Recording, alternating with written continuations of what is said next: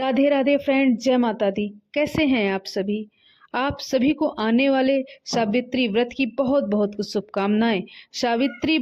वट सावित्री व्रत एवं पूजन कैसे किया जाता है, तो आज की इस वीडियो में इसी विषय पर है। तो वट सावित्री व्रत सभी सुहागिनी स्त्रियां अपने पति की लंबी उम्र के लिए, घर की सुख समृद्धि के लिए और संतान प्राप्ति के लिए इस व्रत को करती हैं। इस वर्ष 2026 में वट सावित्री की व्रत 16 मई दिन शनिवार को किया जाएगा। वट सावित्री व्रत वाले दिन सुबह सवेरे उठकर स्नान करने के बाद इस दिन लाल, पीले, हरे, गुलाबी चटक कलर के ही वस्त्र धारण करना चाहिए। अगर आपके पास नई साड़ी है, आप नई साड़ी ही पहने।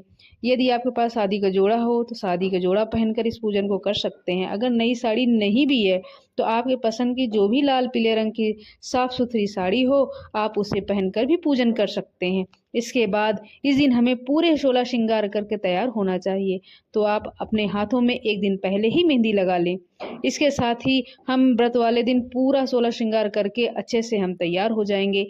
इस दिन हमें हाथों में नई चूड़ियां, गले में मंगलसूत्र, मांग टीका आदि लगाकर 16 श्रृंगार करके शादी वाली चुन्नी ओढ़कर जरूर पूजा में बैठें। इसके साथ ही शादी का सिंदूरा भी ले लें। शादी के सिंदूरे से ही इस दिन सिंदूर लगाना चाहिए। इसके साथ ही हम पैरों में महावर लगा लेंगे और हम पूरे 16 श्रृंगार करके तैयार हो जाएंगे।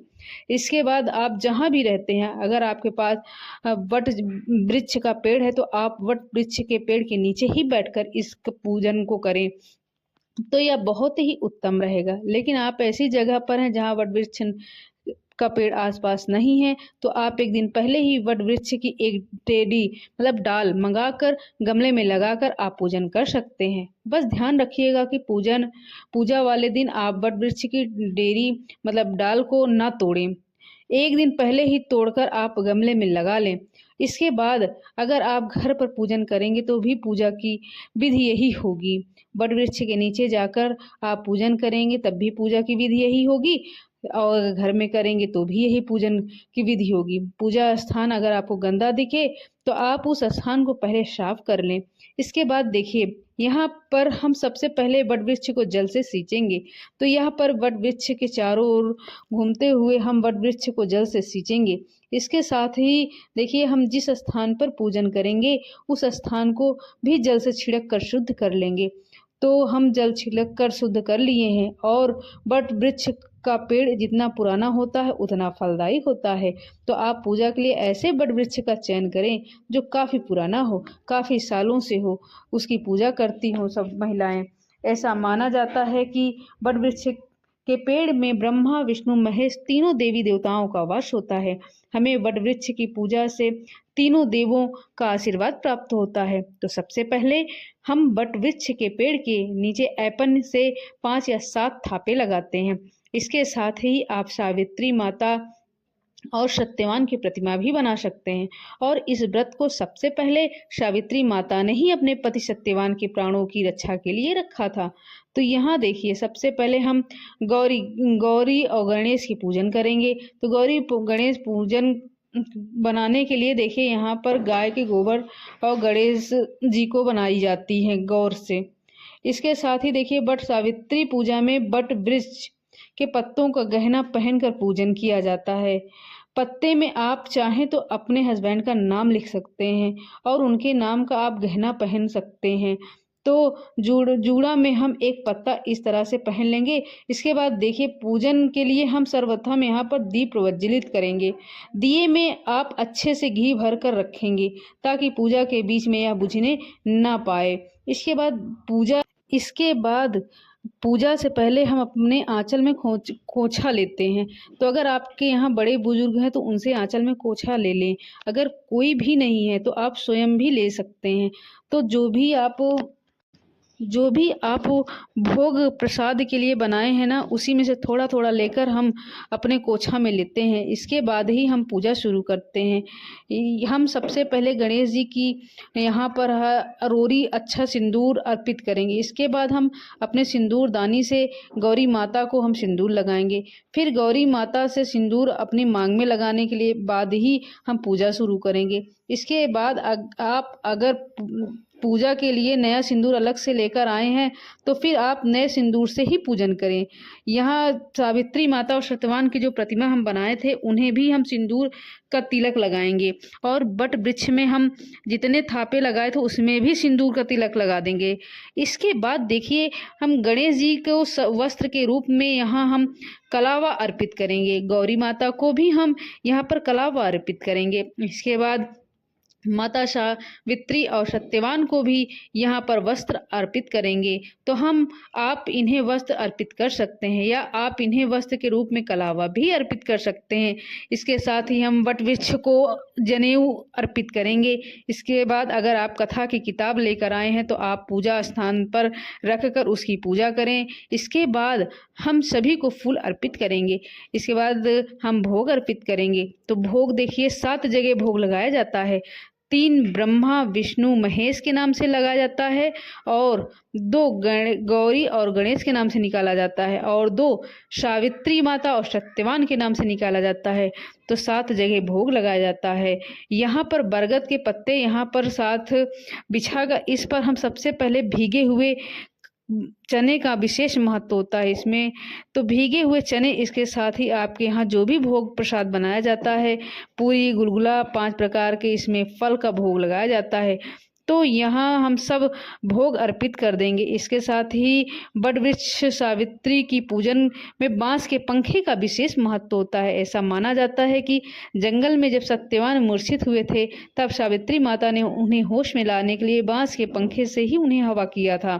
इसलिए बांस के पंखे का आज भी पूजन किया जाता है और दान किया जाता है। इसके साथ ही देखिए यहाँ पर कुछ फल का भी दान किया जाता है। तो जो भी आप फल दान के लिए लेकर आए हैं सब में आप एप्पल लगा दें और सिंदूर के टीके भी लगा दें। इसके साथ ही सावित्री माता को 16 श्रृंगार के सामान को भी भेंट कर किया जाता है। इसका दान भी किया जाता है। ऐसा माना जाता है कि आज के दिन सुहाग की सामग्री हम जितना दान करते हैं उतना ही हमारी सुहाग की उम्र लंबी होती है। इसके बाद हम सभी को धूप दीप दिखाएंगे। इसके साथ ही एक लोटे में जल भरकर और इसके ऊपर हम पका हुआ आम रखकर इसको भी हम पूजा स्थान पर रख देंगे। इसके बाद हम सावित्री व्रत की कथा सुनेंगे। कथा सुनने के लिए हमें अपने हाथों में चने के कुछ दाने ले लेने हैं। जिसके बाद हम सावित्री माता और सत्यवान की कथा सुनेंगे। इस पूजन को हमेशा गुप्त रूप से किया जाता है और गुप्त रूप में ही मिलजुल कर, गुप्त का मतलब ग्रुप में किया जाता है यह पूजन। अगर कई महिलाएं साथ में रहें तो ज़्यादा सही रहता है। और ग्रुप में ही मिलजुल कर यह पूजन के बाद कथा भी सुनी जाती है। कथा सुनने के बाद बट वृक्ष की 108 परिक्रमा भी किया जाता है। परिक्रमा करने के लिए हम अपने हाथों में चने के दाने, इसके साथ ही कच्चा सूत और सिंदूर ले लेंगे। 108 परिक्रमा करने का नियम है। लेकिन अगर आप किसी कारणवश 108 परिक्रमा नहीं कर पाते हैं तो आप 12 परिक्रमा भी कर सकते हैं।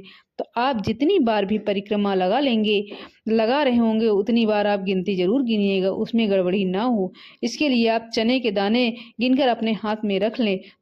तो देखिए जब परिक्रमा करने लगेंगे हम धागे को कहीं पर भी गांठ नहीं लगाएंगे। जो धागे पहले से ही इसमें बंधे हों उसी में आप अपना धागा को लपेटते हुए जाएंगे। इसके बाद आप परिक्रमा शुरू कर देंगे। तो परिक्रमा शुरू करने के लिए आप सावित्री माता की जो प्रतिमा बनाए हैं आप उन्हें सिंदूर लगाएं और गिनती के चने जो आपके हाथ में लिए हैं उसे पैर के नीचे छोड़ते जाएंगे और परिक्रमा पूरी करते जाएंगे। परिक्रमा आप 12 कर रहे हैं, 21 कर रहे हैं या 108 परिक्रमा कर रहे हैं, आप जितनी भी परिक्रमा कर रहे हैं उतना ही चना आप अपने हाथ में रखें और उतनी ही बार आप परिक्रमा लगाएंगे और चना छोड़ते जाएंगे। और परिक्रमा करते समय आप अपने पति के लिए मंगल कामना करते रहेंगे और बट वृक्ष देव से प्रार्थना करेंगे कि हे बट देव, जिस तरह आपकी शाखाएं विशाल और मजबूत हैं उसी तरह से हमारे पति का भी स्वस्थ और मजबूत रहे।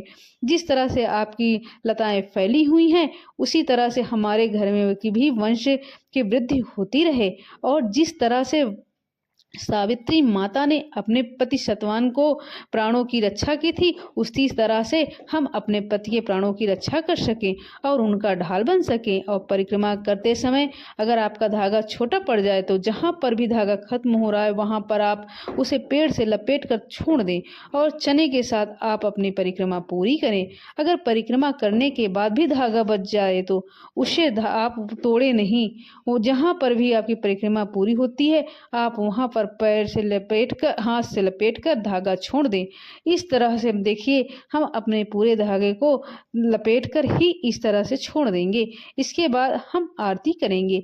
तो अगर आप कपूर लेकर आए हैं तो कपूर जलाकर आरती करें, अगर आप कपूर लेकर नहीं आए हैं तो आप अलग से भी दिए जलाकर आरती कर सकते हैं, या आपने जो दिए जलाए हैं आप उससे भी आरती कर सकते हैं। आरती करने के बाद हमने जो लोटे में जल और आम रखे थे, आम के साथ ही हमें वटदेव को जल अर्पित करना होगा।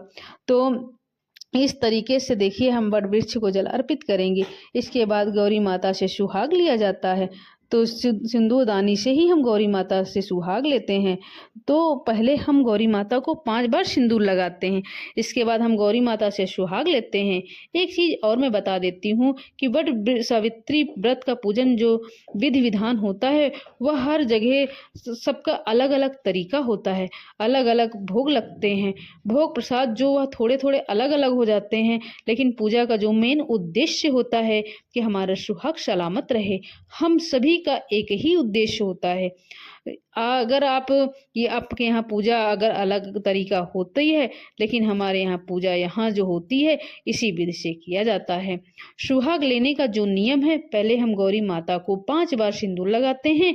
इसके बाद गौरी माता को लगाया हुआ सिंदूर 5 बार हम अपनी मांग में लगाते हैं। इसके बाद फिर से हम गौरी माता को 5 बार सिंदूर लगाकर हम इनसे सदा सुहागन रहने का आशीर्वाद मांगते हैं।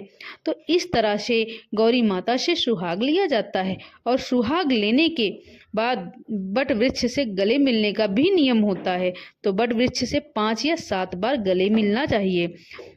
वट सावित्री का व्रत है सबसे पहले सावित्री माता ने ही अपने पति सत्यवान के प्राण वापस लाने के लिए किया था, और सावित्री माता ने ही इस व्रत को करके सत्यवान के प्राण वापस भी लाए थे। तभी से ही इस व्रत को अपने सुहाग की लंबी उम्र के लिए किया जाता है, और सभी सुहागन स्त्रियां अपने पति की लंबी आयु के लिए इस व्रत को करती हैं। इसके बाद वट वृक्ष को सेवा प्रदान किया जाता है, तो इनके पैर दबाए जाते हैं, उनको पंखा भी किया जाता है। इस तरह से वट देव को पंखा किया जाता है, और इसी पंखे से घर जाकर अपने पतिदेव को भी पंखा किया जाता है। इसके बाद पूजा में कोई भूल चूक के लिए हो तो यहाँ पर आप सभी देवी देवताओं से क्षमा याचना करेंगे, वट देव से क्षमा मांगेंगे। हे वट देव, हे ब्रह्मा विष्णु महेश, सभी से मेरी प्रार्थना है कि अगर हमसे पूजा में कोई भी भूल चूक हो गई हो तो आप हमें क्षमा करना।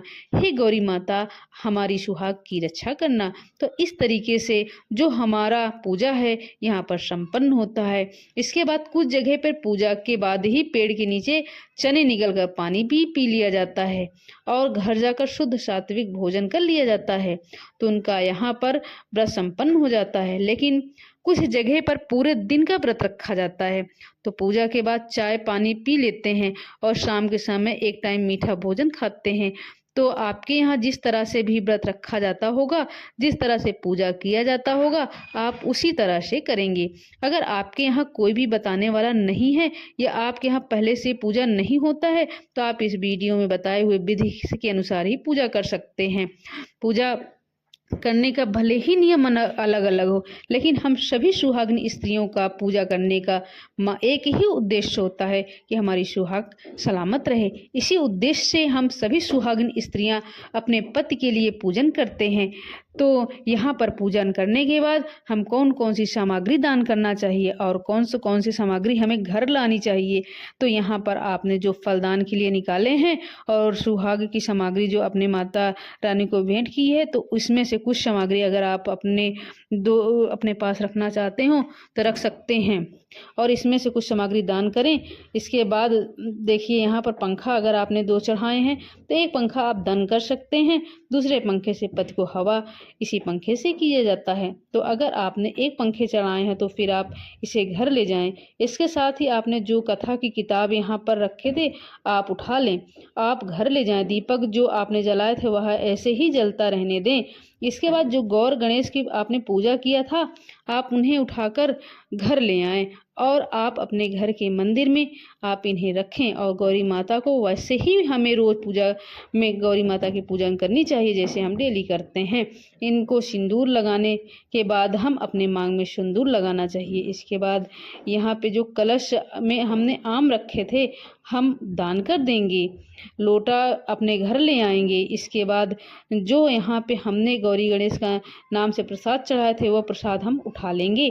इसके साथ ही यहाँ पर हम ब्रह्मा विष्णु महेश के नाम से जो प्रसाद चढ़ाए थे वो हम पेड़ के नीचे ही छोड़ देंगे। जो चींटियाँ होंगी या जो पंछी होंगे इसे प्रसाद को खा लेंगे।